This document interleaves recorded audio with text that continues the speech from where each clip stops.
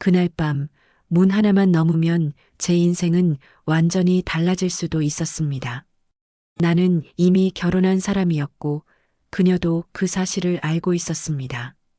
아무 일도 일어나지 않았습니다. 적어도 겉으로는요.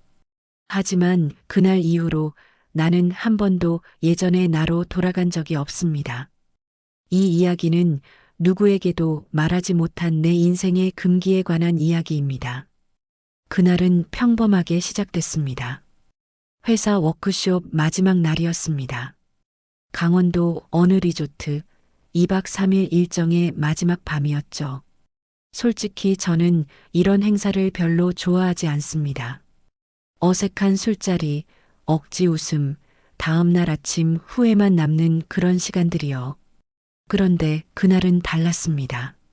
저녁 식사 후 자유시간이었고 대부분의 직원들은 노래방이나 호텔 바로 흩어졌습니다. 저는 혼자 복도를 걷고 있었습니다. 아내에게 전화라도 할까 생각하면서요. 그때 뒤에서 목소리가 들렸습니다. 부장님, 혹시 시간 괜찮으세요? 돌아보니 그녀였습니다. 마케팅팀 김서연 대리. 입사한 지 2년 정도 된 조용하지만 일은 확실하게 하는 직원이었죠. 우리 회사에서는 보기 드물게 예의가 바른 사람이기도 했습니다. 응, 무슨 일이야? 저기, 업무 관련해서 여쭤볼 게 있는데 잠깐만 시간 내주실 수 있으세요? 로비 라운지에 사람이 없어서요. 평범한 요청이었습니다. 저는 별 생각 없이 고개를 끄덕였습니다. 라운지는 고요했습니다. 우리는 1층 라운지로 내려갔습니다. 정말로 아무도 없었어요. 조명도 은은하게 낮춰져 있었고 창밖으로는 설악산 자락이 어둠 속에 잠겨 있었습니다. 뭐 물어보려고 했어? 저는 소파에 앉으며 물었습니다. 그녀는 맞은편에 앉더니 잠시 망설이는 것 같았습니다. 사실은 업무 이야기는 핑계였어요. 순간 공기가 달라졌습니다. 그럼 뭐, 그냥 부장님이랑 얘기하고 싶었어요. 둘이서요. 저는 웃어야 할지 자리를 떠야 할지 판단이 서지 않았습니다. 그녀의 표정은 진지했습니다. 장난스럽거나 유혹적인 분위기가 아니었어요. 그냥 외로워 보였습니다. 서연 씨, 이러면 안 되는 거 알잖아. 알아요. 저도 알아요. 그녀가 조용히 말했습니다. 근데요, 부장님, 우리 언제부터 이렇게 됐을까요? 언제부터 진심으로 대화하는 게 이렇게 어려운 일이 됐을까요? 그녀의 고백. 저 요즘 정말 힘들어요. 그녀가 창밖을 바라보며 말했습니다. 남자친구랑 헤어졌거든요. 5년 사귄 사람이요. 결혼까지 생각했던 사람이었는데 어느 날 갑자기 우리 안 맞는 것 같다면서 떠나버렸어요. 이유도 제대로 안 말하고요. 그랬구나. 회사에서는 항상 괜찮은 척 해야 하잖아요. 특히 여자 직원들은요. 조금만 약한 모습 보이면 프로답지 못하다, 감정적이다, 뭐 이런 소리 듣잖아요. 그래서 저는 항상 웃었어요. 죽고 싶을 만큼 힘들어도요.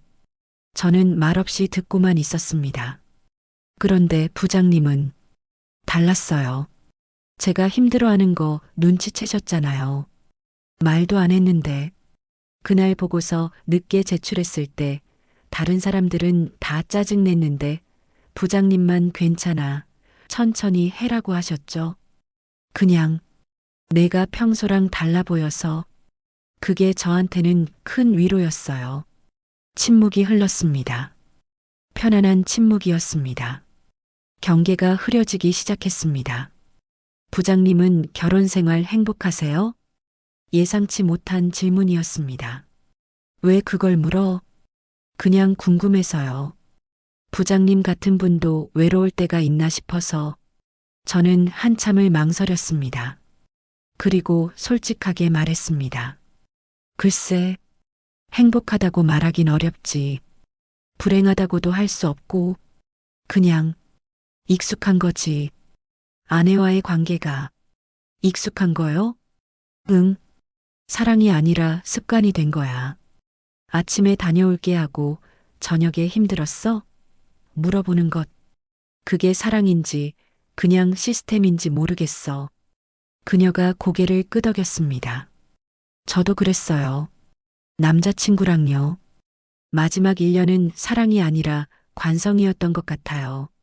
헤어지기 무서워서, 혼자가 되기 무서워서 붙잡고 있었던 거죠. 우리는 서로를 바라봤습니다. 그 순간 무언가가 달라졌습니다. 문터. 부장님. 응. 오늘 밤 저랑 같이 있어 주실 수 있어요? 심장이 멈추는 것 같았습니다. 서연 씨, 아무것도 안 해도 돼요. 그냥 같이 있어 주세요.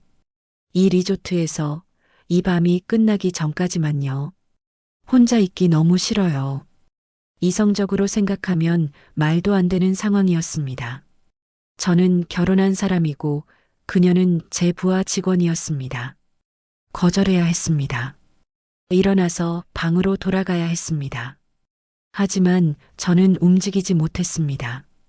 방으로 가자. 제 입에서 나온 말이 믿기지 않았습니다. 우리는 엘리베이터를 탔습니다. 8층? 그녀의 방 번호는 814호였습니다. 복도는 조용했고 세상에는 우리 둘만 있는 것 같았습니다. 문 앞에 섰습니다. 그녀가 카드키를 꺼내며 물었습니다. 후회하지 않으실 거예요? 모르겠어. 그래도 들어오실 거예요? 그날 밤 문이 열렸습니다. 들어가면 끝이었습니다. 제 인생은 완전히 달라질 것이었습니다. 아내를 배신하는 것이고 제 자신을 배신하는 것이었습니다. 저는 문턱에 섰습니다. 한 발만 내디디면 되는 거였습니다. 그녀가 제 손을 잡았습니다. 따뜻했습니다. 괜찮아요. 그녀가 속삭였습니다. 한 번쯤은 진짜 자기 자신한테 솔직해도 되잖아요. 저는 그 방으로 들어갔습니다. 그리고 아무 일도 일어나지 않았습니다. 진실, 정말입니다. 아무 일도 일어나지 않았어요. 우리는 그저 소파에 앉아서 새벽 3시까지 이야기를 나눴습니다. 인생에 대해서, 꿈에 대해서, 외로움에 대해서, 후회에 대해서요. 그녀는 제 어깨에 머리를 기댔고 저는 그녀의 머리를 쓰다듬어 주었습니다. 그게 전부였습니다.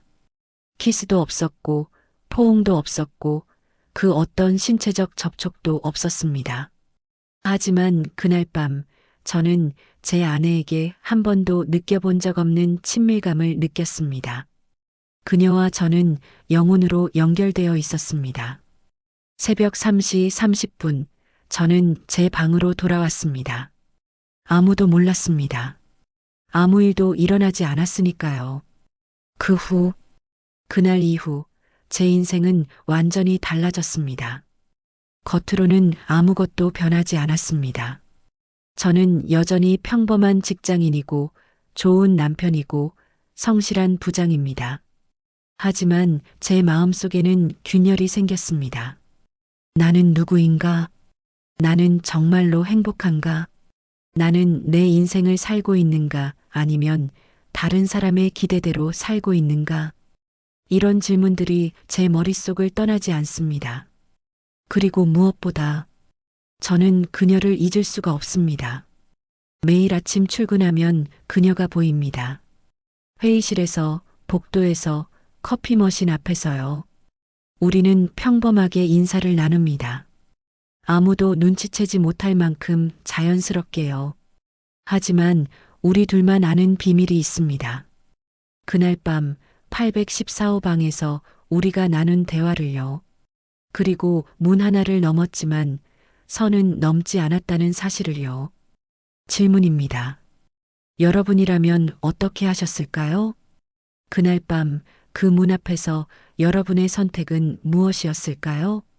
그리고 이것은 정말로 배신일까요? 몸은 함께하지 않았지만 마음이 함께했다면요.